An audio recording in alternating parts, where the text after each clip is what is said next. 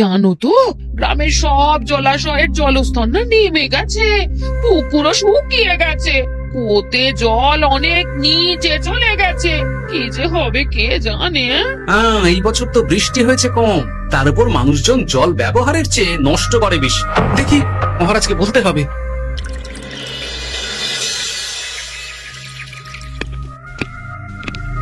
এই তো গোপাল এসে গেছে।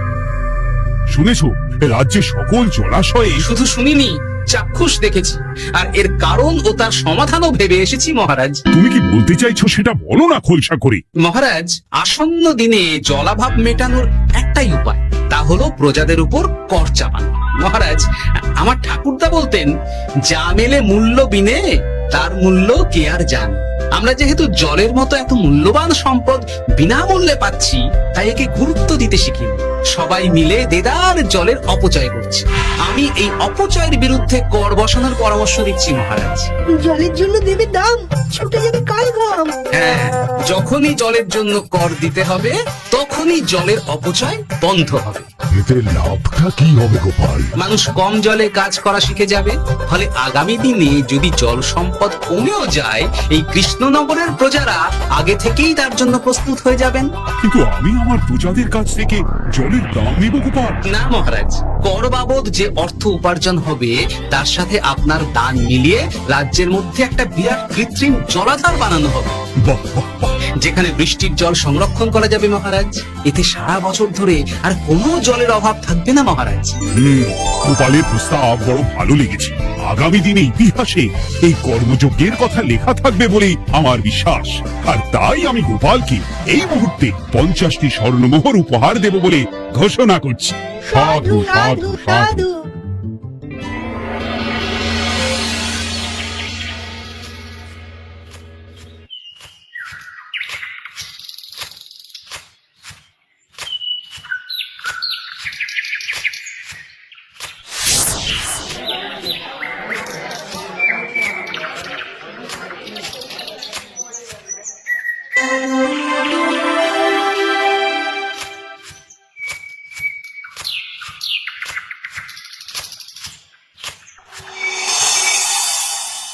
মানে আমার এই এতটুকু স্বাদ তুমি পূর্ণ করবে না? আমি কি নিজের জন্য চেয়েছি নাকি? সবই তো পাবে তোমার মেয়ে আর জামাই। হ্যাঁ, সে বুঝেছি গিন্নি, তাই বলে এতগুলো মুদ্রা আমি খরচ করতে পারবো না। পারবে না? আমি তাঁতির বাড়ি থেকে মেয়ে জামাইয়ের জন্য কয়েকটা শাড়ি আর ভালো পাঞ্জাবি কিনে একটু পাঠাবো। কিন্তু এখন আমার কাছে অত মুদ্রা নেই গিন্নি, পরে পেলে আমি ঠিক তোমার স্বাদ পূরণ করব। আবার বাজে কথা বলার জায়গা পাও না তুমি। এতক্ষণ কোথায় ছিলে গো? আমি বেলায় নদীর পাড়ে গিয়েছিলাম, তখন কমলা আমাকে বলল তোমায় নাকি দেখেছে। কি দেখেছি?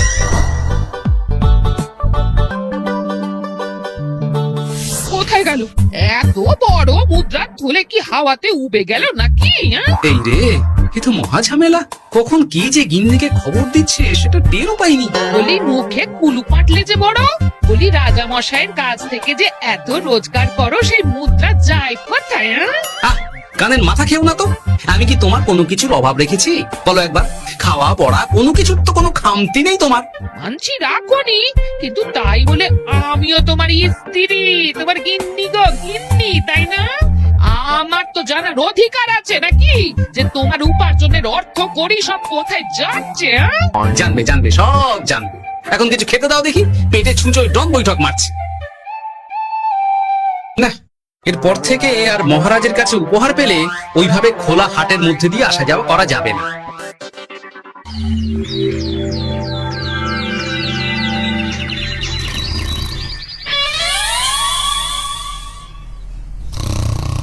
তোমার আর কোনো চিন্তা নেই গোপাল।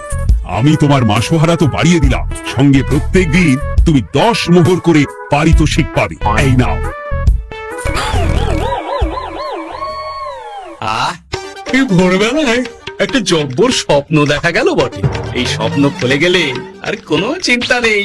গিন্নি, ও গিন্নি, বলি গেলে কোথায়? গিন্নি, সারা নেই। ও গিন্নি, রাগ করলে নাকি গো? আরে এসো এসো, এমন একটা স্বপ্ন দেখেছি না যে তোমার আর কোনো চিন্তা থাকবে না গিন্নি। মোহর আর মুদ্রা একেবারে ঝরে পড়বে গো।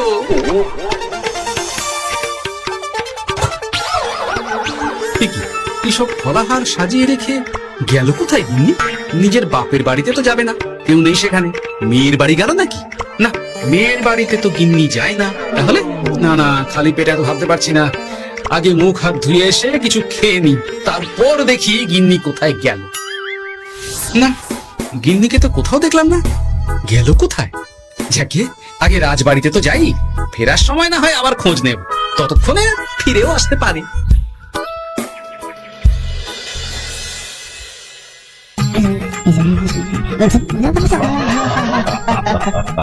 বাহ বাহ বাহ, একেই বোধহয় বলে সঙ্গগুণ। অনেকদিন এত হাসি নিয়ে। যা বলেছেন মহারাজ। হাসি ছুটে পেটে ধরছে খিল। কর্তার গিন্নিতে দেখছি রয়েছে অনেক মেল। কি গিন্নি, তুমি এখানে কি করছো? একই গোপাল, তুমি রাজসভায় এলে যে বড়। তুমি নাকি রাজসভার কাজ থেকে অবসর নিতে চেয়েছো? হ্যাঁ, এই কথা কে বললো মহারাজ? এই তো উনি বললেন। বলি আমি আবার কি করব? তুমি আমায় একটা কাজ দিলে আর সেটা আমি করব না বলো? আমি তোমায় কাজ দিলাম? কি কাজ?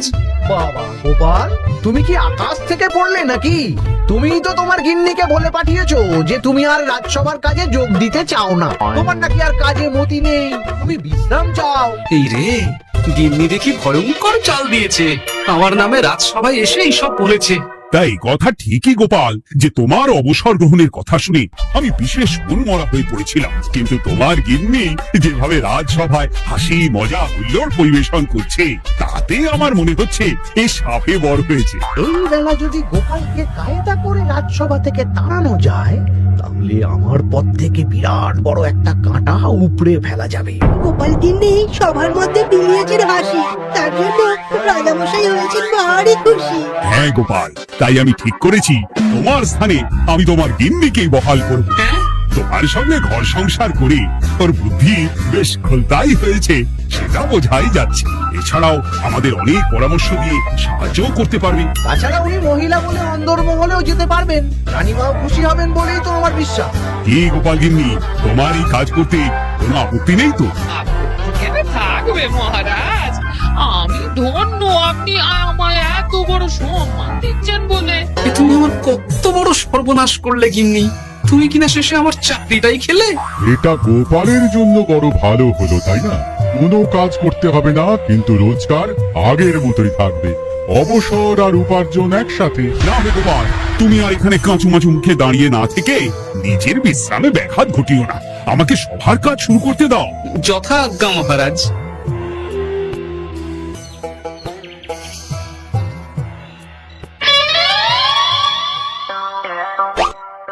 মানে মহারাজ সমস্যার সমাধান করতে দিয়েছেন তোমাকে, আর তার উত্তর দেব আমি? কেন তুমি আমার চাকরি খাবে আর তোমার সেই চাকরি রাখার দায় নেব আমি? হ্যাঁ হ্যাঁ নেবে।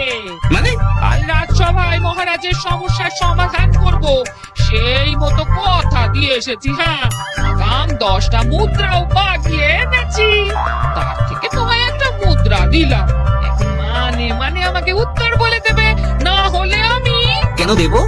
আমি পাবো একটা মুদ্রা, আর তুমি আমার কাছে উত্তর জেনে নিয়ে সেটাই বলে পাবে 9 মুদ্রা। কিছুতেই না। বলবে না? না। তাহলে ভালো করে শুনে রাখো, আজ থেকে ঘরের উনুনে হাঁড়ি চড়বে না। চাকরি তো খুইয়েইছো, এবার না খেয়ে প্রাণটা খোয়ানোর জন্য তৈরি হয়ে যাও। হ্যাঁ, ওরে বাবা, এমন কথা কেন বলছো গিন্নি? তুমি তো জানো যে খিদে একদম সহ্য করতে পারি না। এখন যদি তুমি এইসব বলো, তাহলে আমার রক্ষে নেই গো। বেশ, তাহলে আমি যা জানতে চাইছি শ্বশুর শ্বশুর করে বলে ফেলো দেখি। এ আমি কি শাঁখের করাতে পড়লাম রে বাবা। ঠাকুর, এত দুর্ভোগ লেখা ছিল, ঘরে বাইরে সব জায়গায় এত হেনস্থা যে সহ্য করা যায় না ঠাকুর। একেই তো বলে গো গিন্নি, মেঘ না চাইতেই জল। এতদিন কতভাবে চেষ্টা করেছি গোপালকে রাজসভা থেকে তাড়াবার, আর গোপাল নিজেই কিনা রাজসভা থেকে পালিয়ে গেল। সব বলছো? তোমার শরীর ঠিক আছে তো? শরীর মন সব ঠিক আছে, তবে গোপালের বদলে কাকে বহাল করা হয়েছে শুনলে তোমার মাথা ঘুরে যাবে। কাকে? গোপাল গিন্নিকে। আমার কিন্তু বিষয়টা খুব একটা সরল ঠেকছে না গো। গোপাল ভাঁড়ের বুদ্ধি তো আর যে সে বুদ্ধি নয়, উনি যাই করেন খুব ভেবে চিন্তে করেন, এর পেছনে আবার কোনো মতলব নেই তো। এটা তুমি মন্দ বলনি গিন্নি। গোপালকে নিয়ে সত্যি কোনো বিশ্বাস নেই। ও কখন কি ঘোট পাকাচ্ছে বলা যায় না। আমাকেও সাবধানে থাকতে হবে। দেখতে হবে যে গোপাল আসলে কি চাল চালতে চাইছে।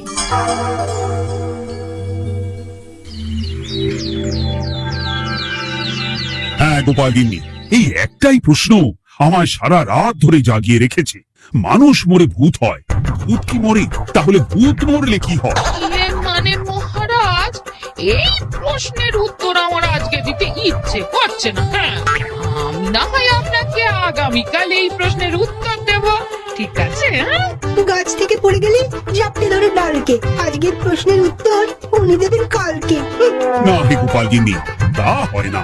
এই প্রশ্ন আমাকে সারা রাত বিচলিত করেছে। আবার যদি আজকেও এই প্রশ্নের উত্তর না পাই, তাহলে তো আবার একটা নিদ্রাহীন রাত আমাকে কাটাতে হবে। ইয়ে মানে আমি বলছিলাম কি মহারাজ, গোপাল গিন্নি তো সদ্য এই কাজে বহাল হয়েছে, তাই তাকে তো একটু সময় দেওয়া দরকার নাকি? কিন্তু প্রশ্নের উত্তর না পেলে যদি মহারাজের শরীর খারাপ হয়, তার দায় কে নেবে মন্ত্রী মশাই? এখন আমি কি করব? এ তো মহা বিপদে পড়লাম দেখছি। হ্যাঁ, আচ্ছা মহারাজ, ঠিক আছে ঠিক আছে, আমি এই প্রশ্নের উত্তর দেব, কিন্তু আমার না একটু সমস্যা আছে। খোলা হাওয়াতে গিয়ে না দাঁড়ালে আমার যে মাথা খোলে না, তাই বলছিলাম। তাই না হয় যাও, হাওয়া খেয়ে এসে মাথাটা খোলতাই করে নাও। কিন্তু এই প্রশ্নের উত্তর আমাকে আজকেই দিতে হবে। হ্যাঁ, উফ, এই যে কি সমস্যা! সারাদিন ঘরে বসে থেকে থেকে তো আমার সারা গায়ে বাদ ধরে গেল। সেই সকালবেলা আমাকে ফলাহার করিয়ে দিয়ে গিন্নি তো চলে গেছে রাজবাড়িতে চাকরি করতে। এদিকে আমার যে পেটে কিচ্ছুটি নেই, তার কি হবে? মহারাজ দোকানে গিয়ে যে ভালো মন্দ খাবো তারও উপায় নেই। তাহলেই তো গাড়ি গাড়ি খরচা। না, একবার দেখি তো উনুন ধরিয়ে অন্তত ভাতে ভাতটা চাপাতে পারি কিনা। তাহলে গিন্নির ওই হাঁড়ি না চড়ার হুমকির হাত থেকে অন্তত বাঁচা যাবে।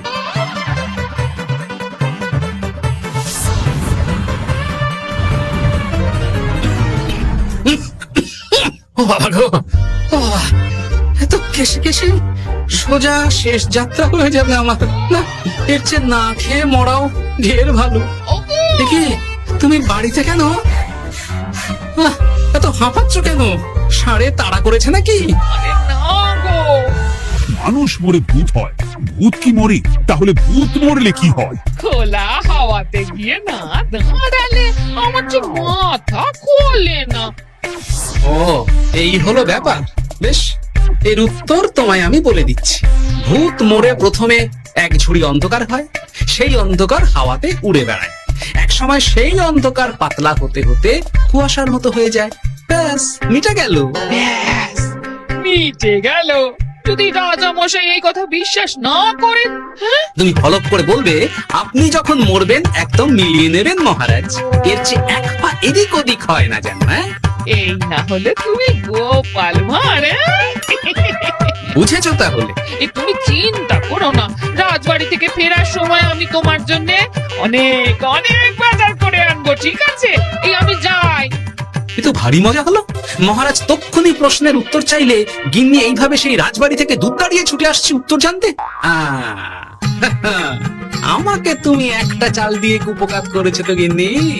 এইবার বুঝবে কত ধানে কত চাল।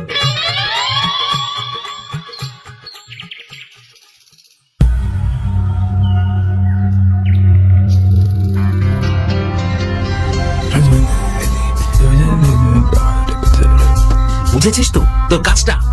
বুঝেছি গোপাল দাদা। নেই, এবার লেগে পড় দেখি।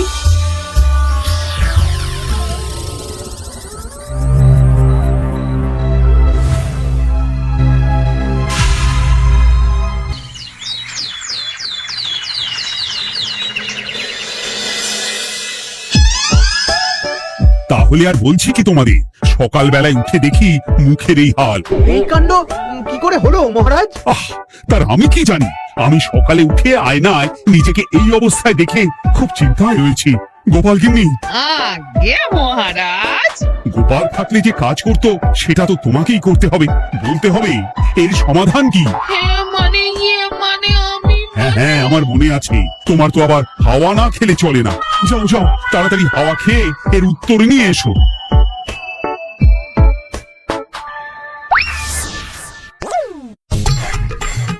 এই জন্য তুমি এত দূর ছুটে এলে গিন্নি?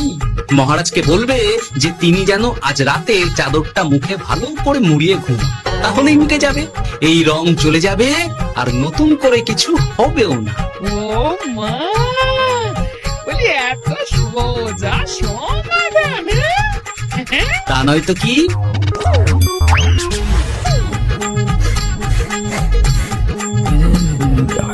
কাল সারা রাত আকাশে একবার দেখলাম চাঁদ উঠেছে, আর একবার দেখলাম ঘোর অমাবস্যা। এর কারণ কি? একই রাতে দুই তিথি হয় কি করে? মানে আর একটা সমস্যা, হ্যাঁ, এটা আগে বললেই তো হতো মহারাজ।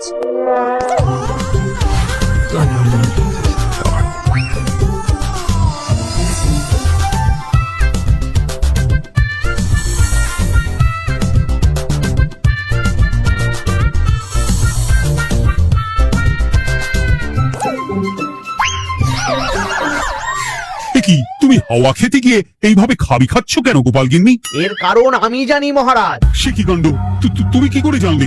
গোপাল গিন্নি মোটেও হাওয়া খেতে যায়নি মহারাজ, সে গেছিল নিজের বাড়িতে গোপালের কাছে আপনার বলা প্রশ্নের উত্তর জেনে আসতে। মানে গোপাল গিন্নি তার মানে আমাকে ঠকিয়েছে? তা জানি না মহারাজ, তবে আমার মনে হয় এর পেছনে গোপালের কোনো গভীর ষড়যন্ত্র আছে, না হলে সে এমনটা করবে কেন? আর এক রাতেই আপনার সাথে এতগুলো অদ্ভুত ঘটনা পর পর ঘটবে কেন? বটে, এক্ষুনি গোপালকে ডেকে আনো।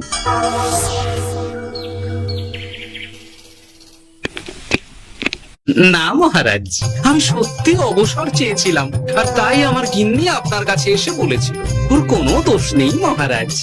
না মহারাজ, আমি মিথ্যে কথা বলেছি, হ্যাঁ।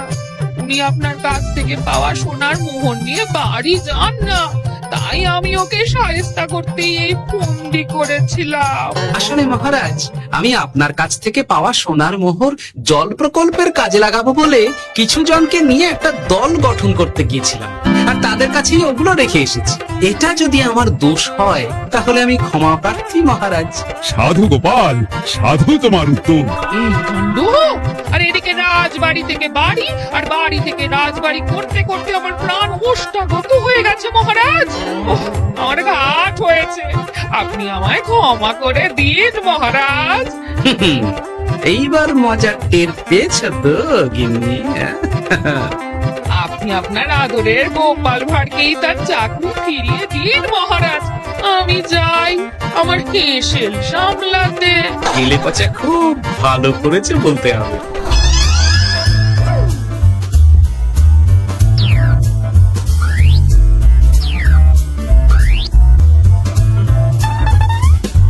তবে মহারাজ, অমাবস্যা পূর্ণিমা সব আমার বুদ্ধিতেই কেলে পচা করেছিল।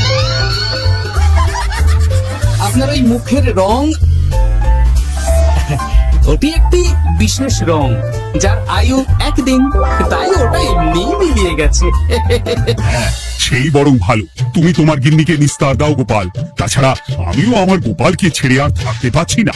যথা আজ্ঞা মহারাজ। আমারও যে আর এই অবসর ভালো লাগছে না মহারাজ। গোপাল ছাড়া রাজসভাকে লাগে ফাঁকা ফাঁকা, তাই তো আমার চাকরিতে তাকে বহাল রাখা।